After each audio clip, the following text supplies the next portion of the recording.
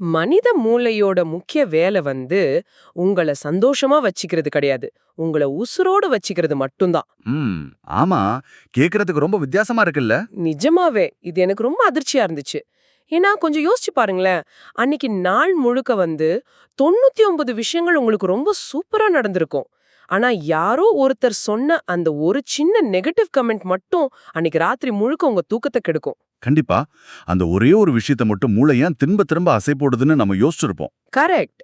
ஏன்னா நம்ம மூளை டிசைன் செய்யப்பட்ட விதமே அப்படிதான். இன்னைக்கு நாம இந்த ஆழமான அலசல்ல பார்க்க போற விஷயம் இத பத்தி தான். அதாவது இந்த அடிப்படை உள்ளுணர்வுகள்ல இருந்து வெளிய தேவையற்ற எதிர்மறை உணர்ச்சிகளை எப்படி நம்ம கட்டுப்பாட்டுக்குள்ள கொண்டு வர்றது அப்படிங்கறத பத்தி ரொம்ப ஆழமா பேச போறோம். ரொம்ப முக்கியமான ஒரு டாபிக் இது. ஏன்னா இது எல்லாருடைய அன்றாட வாழ்க்கையிலயும் நடக்கிற ஒரு விஷயம். ஆமா. இதுக்கு சில சிறந்த புத்தகங்கள்ல இருந்து குறிப்புகள் எடுத்திருக்கோம். உண்மையிலேயே இப்போ பாத்தீங்கன்னா நம்ம உயிருக்கு எந்த ஆபத்தும் இல்ல. ஆனா நம்ம மூளை ஏன் எப்பவும் பதற்றத்திலேயே இருக்கு? இதுக்கு பின்னாடி ஒரு மிகப்பெரிய பரிணாம வளர்ச்சி அறிவியல் இருக்கு. பழங்காலத்துல காடுகள்ல வாழ்ந்த மனிதர்களுக்கு தினசரி வேலை என்னன்னா, எந்த மிருகத்துக்கிட்டயும் மாட்டாம உசுரோட தப்பிக்கிறது மட்டும்தான். அப்போ சாப்பாடு தேடுறதை விட உசுரை காப்பாத்திக்கிறது வேலை. கரெக்ட். இப்போ ஒரு புதிர் அசையுதுன்னு வைங்களேன், அது சும்மா காத்துல அசையலாம், இல்ல உள்ள ஒரு புலி கூட இருக்கலாம். சும்மா காத்து தான் அடிக்குதுன்னு நினைச்சிட்டு அசால்ட்டா இருந்தவன்லாம் அன்னிக்கே புலிக்கிரையாகி செத்து போயிட்டான். ஓஹோ, அப்போ பயந்து ஓடினவன் மட்டும்தான் தப்பிச்சான். உள்ள புலி இருக்க வாய்ப்பு இருக்குன்னு எப்பவும் பயந்து ஓடுனவன் மட்டும்தான் உசுரோட இருந்தான். அவனோட அந்த எச்சரிக்கை உணர்வுள்ள மரபணுக்கள் தான் இன்னைக்கு நமக்கெல்லாம் வந்திருக்கு. இதத்தான் சைக்காலஜில நெகட்டிவிட்டி பயாஸ் அப்படின்னு சொல்லுவாங்க. அதாவது ஆபத்துகளை எப்பவும் தேடி கண்டுபிடிக்கிற ஒரு மனநிலை. இப்போ நீங்க சொல்றத பார்த்தா நம்ம மூளை ஒரு அப்டேட் ஆகாத பழைய ஆன்டிவைரஸ் சாஃப்ட்வேர் மாதிரி செயல்படுதுன்னு சொல்லலாமா? ரொம்ப சரியான உதாரணம். அதாவது கம்ப்யூட்டர்ல இருக்கிற நார்மல் ஃபைல்ஸ பார்த்துட்டு கூட அது வைரஸ் வைரஸ்னு அதுவா அலாரம் அடிக்குது இல்லையா? சரியா சொன்னீங்க. அந்த பழைய ஆன்டிவைரஸ் இன்னைக்கு நவீன உலகத்துல பெரிய சிக்கலை உருவாக்குது. ஏன்னா இன்னைக்கு நாம காடுகள்ல இல்ல, எந்த புலியும் நம்மள துரத்தல. ஆனா நம்ம பாஸ் அனுப்புற இமெயில பார்த்தா அப்படி தோணலையே. அதுதான் பிரச்சனை.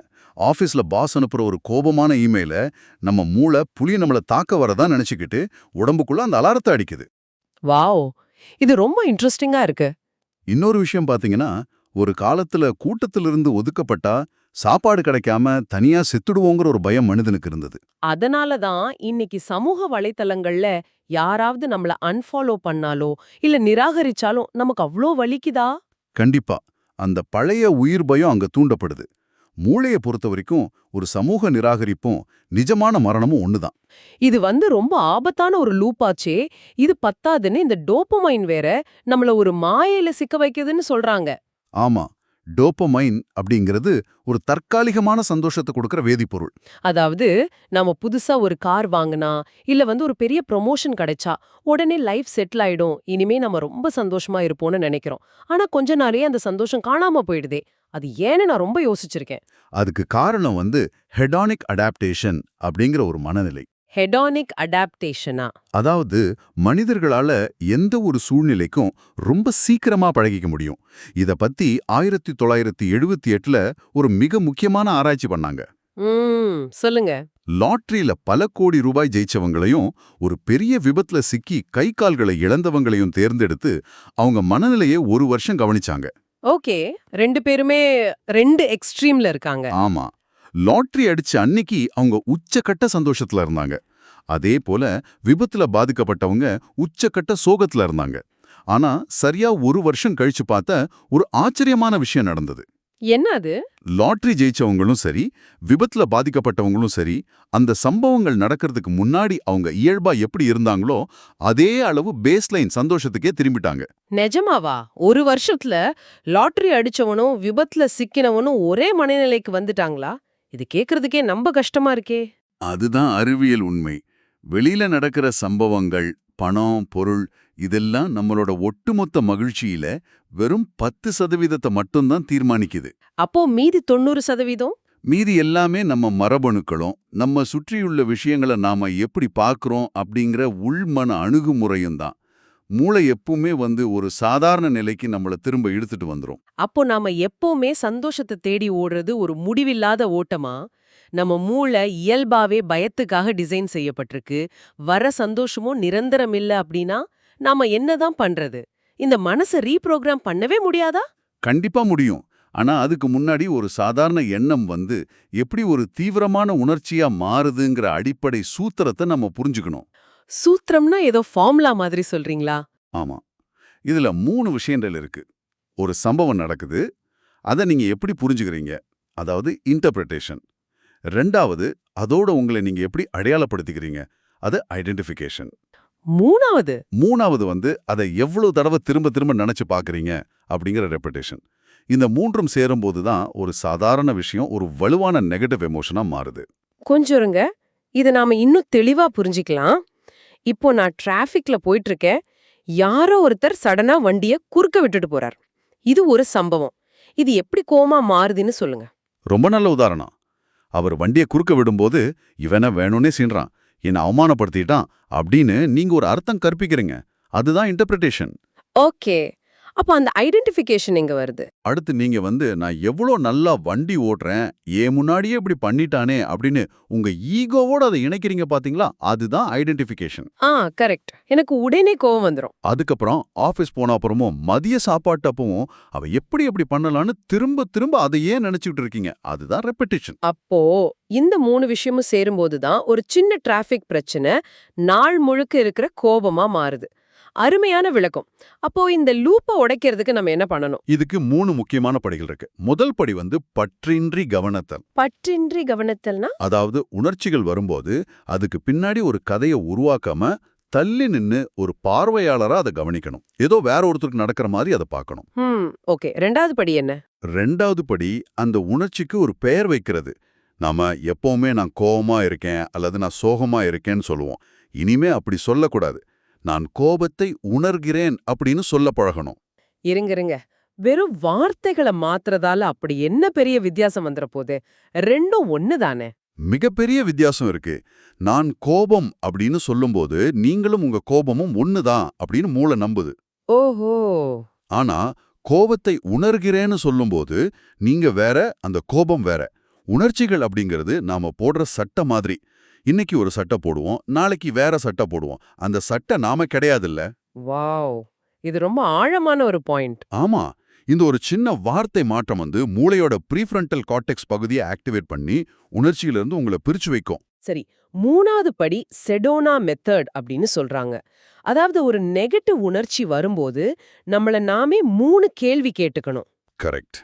இந்த உணர்ச்சியை என்னால அனுமதிக்க முடியுமா? இதை என்னால விடுவிக்க முடியுமா? அப்புறம் எப்ப விடுவிக்கிறது? அப்படிங்கறதா அந்த கேள்விகள். இது கேக்குறதுக்கு ரொம்ப நல்லா இருக்கு. ஆனா உண்மையிலேயே நான் உச்சகட்ட கோபத்துல இருக்கும்போது, உடம்பெல்லாம் நடுங்கிட்டு இருக்கும்போது, இத நான் விடுவிக்கலாமானே எனக்கே நான் கேள்வி கேட்டுக்கிட்டு இருந்தா பைத்தியம்னு சொல்ல மாட்டாங்களா? இது பிராக்டிகலா எப்படி வேலை செய்யும்? நீங்க கேட்கறது 100% நியாயம். உச்சகட்ட கோபத்தில் இருக்கும்போது நம்ம மூளையில அமிக்டாலா ஹைஜாக் நடந்திருக்கும். அமிக்டாலா ஹைஜாக்னா லாஜிக்கா யோசிக்கிற மூளைப்பகுதி ஆஃப் ஆயிடும் அதானே? எக்ஸாக்ட்லி. அந்த நேரத்துல இந்த கேள்விகளை கேட்கறது ரொம்ப கஷ்டம்தான். ஆனா இந்த செடோனா முறையோட அறிவியலே அதுதான். எப்படி சொல்றீங்க? நீங்க உணர்ச்சி வசப்பட்டு இருக்கும்போது உங்களையே நீங்க ஒரு லாஜிக்கான கேள்வியை கேட்க முயற்சி பண்ணும்போது மூளையோட ரத்த ஓட்டம் உணர்ச்சி பகுதியிலிருந்து கட்டாயமா லாஜிக்கா சிந்திக்கிற ப்ரீஃப்ரண்டல் கார்டெக்ஸ் பகுதிக்கு திருப்பப்படுது. அப்ப அந்த நெகட்டிவ் லூப் கட் ஆகுது. ஆமா. ஆரம்பத்துல இது கஷ்டமா இருக்கும். ஆனா பழக்க பழக்க கோபத்தோட உச்சத்திலையும் உங்களால உங்களை கட்டுப்படுத்த முடியும். ஆனா சில நேரங்கள்ல நாம ரொம்ப சோர்வா இருப்போம். அப்ப நம்ம மனச வச்சு மனசையே சரி பண்றது பழுதான ஒரு சுத்தியலை வச்சு அதே சுத்தியலை சரி பண்ண முயற்சி பண்ற மாதிரி. இது ரொம்ப கஷ்டம். அதுக்கு தான் ஒரு அருமையான ஷார்ட்கட் இருக்கு. அதாவது மனச மாத்தணும்னா உடலை ஒரு கருவியா பயன்படுத்தலாம். எண்ணங்களை விட உடல் ரொம்ப வேகமா ரியாக்ட் பண்ணும் இல்லையா? கண்டிப்பா. உணர்ச்சிகளை உடனடியா மாத்துறதுக்கு உடல் தான் பெஸ்ட் ஷார்ட்கட். இதுக்கு நம்ம ஒரு சின்ன செக்லிஸ்ட் ஃபாலோ பண்ணலாம். முதல்ல தூக்கம். தூக்கமா? அது எப்படி உணர்ச்சிகளை மாத்தும்? இருட்டான அறையில தூங்குறது ரொம்ப முக்கியம். ஏன்னா இருட்டுல தான் மெலட்டோனின் அப்படிங்கிற தூக்க ஹார்மோன் சுரக்கும். தூங்குறதுக்கு முன்னாடி மொபைல் ஸ்கிரீன் பார்க்கவே கூடாது. அந்த ப்ளூ லைட்டு மூளையை ஏமாத்தி இன்னும் பகல் தான் இருக்குன்னு நம்ப வச்சிடும்னு சொல்றாங்க. ஆமா. அடுத்தது உடற்பயிற்சி. வாரத்துல 5 நாள் ஒரு 30 நிமிஷம் நடந்தா போதும். உடற்பயிற்சி பண்ணும்போது மூளையில என்டார்ஃபின் அப்புறம் பிடிஎன்எஃப் அப்படின்னு ஒரு வேதிப்பொருள் சுரக்கும். இது மனச்சோர்வை நீக்க மாத்திரைகளுக்கு இணையா வேலை செய்யும்னு சயின்ஸ் சொல்லுது. சரியா சொன்னீங்க. அது ஒரு நேச்சுரல் ஆன்டி டிப்ரெசன்ட் மாதிரி. நான் இதுல படிச்சதுல எனக்கு ரொம்ப சுவாரஸ்யமா இருந்தது ஏமி கடியின் ஆராய்ச்சி தான். அந்த ஹை பவர் போஸ் அப்படிங்கிற ஒரு விஷயம். ஆமா, அது ரொம்ப பிரபலமான ஒரு டெக்னிக். அதாவது நாம ரொம்ப சோர்வாவோ இல்ல பயந்து இருக்கும்போது ஒரு 2 நிமிஷம் சூப்பர்மேன் மாதிரி கைகளை இடுப்புல வச்சுக்கிட்டு நிமிர்ந்து இடத்த ஆக்கிரமிச்சு நின்னா மனநிலை மாறிடும்னு சொல்றாங்க. இது எப்படி சாத்தியம்? சும்மா போஸ மாத்துனா எப்படி உள்ள இருக்கிற ஃபீலிங் மாறும்? அதுதான் உடலுக்கும் மூளைக்கும் உள்ள ஒரு மேஜிக். நாம தைரியமா இருக்கும்போது எப்படி நிப்போமோ, அப்படி போலியா நின்னா கூட உடம்பு விரிவடைகிறத மூளை கவனிக்கும். ஓஹோ, நம்ம தைரியமா நிக்கிறோம், அப்ப நாம பாதுகாப்பா இருக்கோம் போல அப்படின்னு மூளை நினைச்சுக்குமா? கரெக்ட். அப்படி நினைச்சுக்கிட்டு மன அழுத்தத்தை உருமாக்குற கார்டிசோல் ஹார்மோனை 10% குறைச்சிட்டு தன்னம்பிக்கையை கொடுக்கிற டெஸ்டோஸ்டிரான் அளவை 25% அதிகமாக்கிடும். Wow! Fake it till you make it அப்படிங்கிறது வெறும் தத்துவம் இல்ல, அது நிஜமான பயாலஜி. ஆமா. அடுத்ததா மூச்சு பயிற்சி. பதற்றமா இருக்கும்போது மூச்சை இழுத்து விடுங்கன்னு எல்லாரும் சொல்ற ஒரு கிளீஷே அட்வைஸ் இது. ஆனா இதுக்குள்ளேயும் ஒரு நரம்பியல் சயின்ஸ் இருக்கு. ஏன்னா நாம வேகமா மூச்சு விடும்போது மூளைக்கு ஆபத்துன்னு சிக்னல் போகுது. அதே நாம பொறுமையா மூச்சு விடும்போது என்ன நடக்குதுன்னு தெரியுமா? குறிப்பா மூச்சை வெளியிடும்போது நம்ம உடம்புல இருக்கிற வேகஸ் நரம்பு தூண்டப்படுது. இந்த நரம்பு நேர ஹார்ட் பீட்டை குறைச்சு உடம்ப ரிலாக்ஸ் பண்ணுது. ரொம்ப சரியா சொன்னீங்க. இதுல மூச்சு விடுறதுக்கு ஒரு கணக்கு இருக்கு. ஹா, ஒரு நிமிஷத்துக்கு 8 முறை மூச்சு விட்டா ஸ்ட்ரெஸ் குறையும். 4 முறை விட்டா விழிப்புணர்வு அதிகரிக்கும். வெறும் ஒரு முறை நீளமா மூச்சு விட்டா பதற்றம் முழுமையா நீங்கி ஆழ்ந்த அமைதி கிடைக்கும்னு சொல்றாங்க. ஆமா. இந்த உடல் பழக்கங்கள் எல்லாம் எமர்ஜென்சில நம்மள காப்பாத்துற விஷயங்கள். ஆனா எமர்ஜென்சி வர்றதுக்கு முன்னாடியே நாள் முழுவதும் எப்படி பாசிட்டிவா கொண்டு போறது? அதுக்குதான் நாம ஒரு சிறப்பான காலை வழக்கத்தை உருவாக்கணும். காலையில எழுந்த உடனே போனை பார்க்காம நாம நன்றி சொல்ல நினைக்கிற 3 விஷயங்களை ஒரு நோட்ல எழுதணும். இதுக்கு பேரு கிராட்டிடியூட் ஜர்னலிங். இதை ஏன் செய்யணும்னு நீங்க விளக்குங்களேன். நம்ம மூளையில RAS, அதாவது ரெட்டிகுலர் ஆக்டிவேட்டிங் சிஸ்டம் அப்படின்னு ஒரு பகுதி இருக்கு. அது எதை ஃபோக்கஸ் பண்ணணும்னு முடிவு பண்ற ஒரு ஃபில்டர் மாதிரி. ஓகே. காலையிலே நன்றி உணர்வோட ஆரம்பிச்சா அன்னைக்கு முழுக்க நெகட்டிவ் விஷயங்களை விட்டுட்டு நல்ல விஷயங்களை மட்டுமே தேட ஆரம்பிக்கும். அது மட்டும் இல்லாம நாம பயன்படுத்துற வார்த்தைகள் ரொம்ப முக்கியம். நான் சந்தோஷமா இருக்க முயற்சி பண்ணுவேன் அப்படின்னு சொல்றதை விட நான் சந்தோஷமா இருப்பேன் அப்படின்னு சொல்லணும். கரெக்ட். முயற்சி பண்ணுவேன்னு சொல்லும்போதே அங்க ஒரு சந்தேகம் இருக்கு, ஒரு எஸ்கேப் ரூட் இருக்கு. ஆமா. இப்போ இது அப்படியே பிராக்டிக்கலா வாழ்க்கையில கொண்டு வர ஒரு வாராந்திர திட்டம் பத்தி பேசுவோம். ஒரு வாரத்துக்கு டெய்லி ராத்திரி அன்னைக்கு உங்க உணர்ச்சிகளுக்கு 1லிருந்து 10 வரைக்கும் மதிப்பெண் கொடுங்கன்னு சொல்றாங்க. இது ஒரு நல்ல பிராக்டிஸ். ஆனா எனக்கு ஒரு சந்தேகம். இப்போ என் மேனேஜர் என்ன திட்டிட்டார், நான் ரொம்ப அப்செட்டா இருக்கேன். நைட்டு போய் நோட்ல எனக்கு நானே 3 மார்க்குன்னு எழுதுறதால என் வாழ்க்கை எப்படி மாறும்? இது கொஞ்சம் வேடிக்கையா இல்லையா? கேட்கறதுக்கு வேடிக்கையா இருக்கலாம், ஆனா இது ஒரு பவர்ஃபுல்லான சைக்காலஜி டூல். நீங்க ஒரு நம்பரை நோட்ல எழுதும்போது உங்க உணர்ச்சியிலிருந்து உங்களை நீங்களே பிரிச்சு வெளியே வந்துடுறீங்க. ஆ, அந்த இடத்துல உண்மையில என்ன நடந்தது அப்படிங்கிறதுக்கும் நான் அதை எப்படி புரிஞ்சுகிட்டேன் அப்படிங்கிறதுக்கும் உள்ள வித்தியாசத்தை நான் பார்க்க முடியும். ஆமா, மேனேஜர் திட்டினார் அப்படிங்கிறது வெறும் ஒரு ஃபேக்ட். ஆனா நான் எதற்கும் லாயக்கற்றவன், எனக்கு இந்த வேலையை செட் ஆகாது அப்படின்னு நினைக்கிறது உங்களோட இன்டர்பிரிட்டேஷன். அப்போ இத பேப்பர்ல பாக்கும்போது நம்ம சிந்தனையில இருக்கிற பிழை நமக்கே புரியும். அந்த உணர்ச்சிக்கு நாம குடுக்கிற பவர் அங்கே கட் ஆயிடும். எக்ஸாக்ட்லி. அருமை.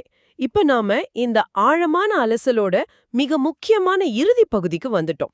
இதுவரைக்கும் நெகட்டிவ் உணர்ச்சிகளை எப்படி சமாளிக்கிறதுன்னு பார்த்தோம். ஆனா உண்மையிலே இந்த நெகட்டிவ் உணர்ச்சிகள் நமக்கு எதிரிகள் கிடையாதே. ஆமா, அவை ஒரு திசை காட்டி.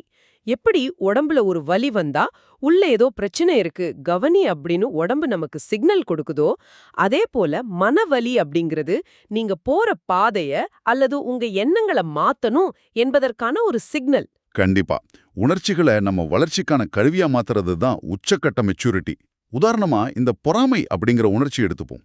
பொறாமைப்படுறது தப்புன்னு நாம நினைச்சு அதை வெளியே சொல்லாம மறைக்கிறோம். ஆமா, பொறாமை உங்களுக்கு உண்மையில என்ன வேணுங்கிறத துல்லியமா காட்டும். சூசன் கெயின் அப்படிங்கிறவங்களோட கதை இதுக்கு ரொம்ப சிறந்த உதாரணம். ஆமாம், சூசன் கேன் வால் ஸ்ட்ரீட்ல ஒரு பெரிய கார்ப்பரேட் வக்கீலா இருந்தாங்க. கை நிறைய சம்பளம், பெரிய அந்தஸ்து. ஆனா அவங்க மனசளவுல ரொம்ப கஷ்டப்பட்டாங்க. அவங்களுக்குள்ள ஒரு பெரிய பொறாமை உணர்வு இருந்தது இல்லையா? ஆமாம். ஆனா இன்ட்ரெஸ்டிங்கான விஷயம் என்னன்னா, அவங்க கூட வேலை பார்த்த பல $1 மில்லியன் சம்பாதிக்கிற சீனியர் வக்கீல்களை பார்த்து அவங்க பொறாமப்படல. ஓஹோ, பின்ன யாரை பார்த்து பொறாமப்பட்டாங்க? அவங்க நண்பர்கள் வட்டத்துல யாராவது ஒரு எழுத்தாளர் இருந்தா, இல்ல யாராவது ஒரு புத்தகம் எழுதுனா, அவங்கள பார்த்து இவங்களுக்கு ரொம்ப வயித்தெரிச்சலா இருந்தது. அந்த பொறாம தான் அவங்களுக்கு ஒரு உண்மைய உணர்த்துச்சு. வாவ், என்ன உண்மை இது? தனக்கு வக்கீல் தொழில் செட் ஆகாது, தான் ஒரு எழுத்தாளர் ஆகணுங்கிற ஆசை தான் இந்த பொறாமையா வெளிப்படுதுன்னு புரிஞ்சுக்கிட்டாங்க. உடனே அந்த வேலையை விட்டுட்டு எழுத ஆரம்பிச்சாங்க. இன்னைக்கே அவங்க உலகமே கொண்டாடும் ஒரு பெஸ்ட் செல்லர் எழுத்தாளர். அந்த பொறாமை தான் அவங்களுக்கு வழிகாட்டியது. எவ்வளவு புதுமான கதை பாத்தீங்களா? ஆமா, அதே போல மனச்சோர்வு அப்படிங்கறதையும் நாம வேறொரு கோணத்துல பார்க்கலாம். டிப்ரெஷன் அப்படிங்கிறது மூளை தனக்குத்தானே பின்னிக்கொண்ட தேவையற்ற வலையிலிருந்து வெளியேற முடியாம தவிக்கும் போது வர்றது. அதாவது, போதும், நிறுத்து, கொஞ்ச நேரம் இந்த மாயிலிருந்து கட்டாகி நிஜத்துல உன் உடம்போட கனெக்ட் ஆகு அப்படின்னு மூளை அடிக்கிற ஒரு அலாரம் தான் டிப்ரெஷன். இத அளக்கிறதுக்கு 2 அளவுகோல்கள் இருக்கு. above the line, below the line மற்றும் பயம் vs அன்பு. அதை கொஞ்சம் விளக்கமா சொல்லுங்களேன். நாம ஒரு செயலை செய்யும்போது பயத்தோட அடிப்படையில செய்றோமா அல்லது அன்பின் அடிப்படையில செய்றோமான்னு யோசிக்கணும். மத்தவங்க நம்மள குறை சொல்லிடுவாங்களோங்கிற பயத்துல ஒரு வேலையை செய்யறதுக்கும், இந்த வேலையை செஞ்சா மத்தவங்களுக்கு பிரயோஜனமா இருக்குமேன்ற அன்புல செய்யறதுக்கும் நிறைய வித்தியாசம் இருக்கு. உண்மைதான். கோட்டிற்கு மேல, அதாவது above the லைன்ல இருக்கும்போது நம்ம புதுசா கத்துக்கிற ஆர்வத்தோட ரொம்ப ஓப்பனா இருப்போம். அதே கோட்டிற்கு கீழே இருக்கும்போது எப்பவுமே டிஃபென்சிவா மத்தவங்கள குறை சொல்ற மனநிலையில இருப்போம். சவாலான உணர்ச்சிகளை நாம அடக்க முற்படுறோமா அல்லது அதிலிருந்து பாடம் கத்துக்கிறோமா அப்படிங்கிறது தான் நம்ம வாழ்க்கையோட தரத்தையே தீர்மானிக்குது. இந்த ஆழமான அலசல்ல நம்ம நிறைய விஷயங்களை தொட்டிருக்கோம். நம்ம மூளை எப்படி சர்வைவல் மோட்ல இயங்குது, டோபமைன் நம்மளை எப்படி ஏமாத்துது, அப்புறம் உணர்ச்சிகளை 3 படிகள்ல எப்படி லேபிள் பண்றதுன்னு பார்த்தோம். அது மட்டும் இல்லாம தூக்கம், மூச்சு பயிற்சி, பவர் போஸ் மூலியமா உடம்ப வச்சு எப்படி மனசை ஏமாத்துறதுன்னு பார்த்தோம். ஆமா, அப்புறம் பொறாமை, டிப்ரெஷன் மாதிரியான உணர்ச்சிகளை எப்படி நம்ம வளர்ச்சிக்கான திசை காட்டியா மாத்துறதுன்னு ரொம்ப தெளிவா பார்த்துட்டோம். ஆமா, இதுல முக்கியமா நீங்க எல்லாரும் புரிஞ்சுக்க வேண்டிய ஒரு விஷயம் இருக்கு. நீங்க வானம் மாதிரியானவங்க. வானம் மாதிரியா? ஆமா, உணர்ச்சிகள் அப்படிங்கிறது வானத்துல போற மேகங்கள். சில சமயம் இடியோடு கூடிய கார்மேகங்கள் வரலாம், மழை பெய்யலாம். ஆனா அந்த மேகங்கள் வானத்தை கொஞ்ச நேரம் மறைக்கலாமே தவிர வானத்தை ஒண்ணும் பண்ணிட முடியாது. சூப்பரா சொன்னீங்க. நீங்க வானம், அந்த மேகங்கள் நீங்க கிடையாது. மேகங்களை தள்ளி நின்னு ரசிக்கிற பக்குவம் வந்துட்டா உணர்ச்சிகளை ஆளும் கலை நமக்கு பிடிபட்டுடும். ஆமா, நாம வானம் வெதர் கிடையாது. இறுதியா இது கேட்டுட்டு இருக்கிற உங்ககிட்ட ஒரு சிந்தனைக்கான கேள்வியை விட்டுட்டு நாங்க விடை பெறுகிறோம். என்ன கேள்வி அது? உங்க வாழ்நாள் முழுதும் எந்த ஒரு நெகட்டிவ் உணர்ச்சியை பார்த்து நீங்க ரொம்ப பயந்து அதை வெறுத்து ஒதுக்கி அதிலிருந்து ஓடி ஒளிஞ்சிட்டு இருக்கீங்களோ, ஒருவேளை அதே உணர்ச்சி தான் உங்களோட உண்மையான வெற்றிக்கும் தனிப்பட்ட வளர்ச்சிக்கும் வழிகாட்ட வந்த மிகச்சிறந்த குருவா இருந்தா, இன்னைக்கு அந்த உணர்ச்சியை நீங்க எப்படி எதிர்கொள்வீங்க? கொஞ்சம் யோசிச்சு பாருங்க. மீண்டும் அடுத்த ஒரு ஆழமான அலசல்ல சந்திப்போம்.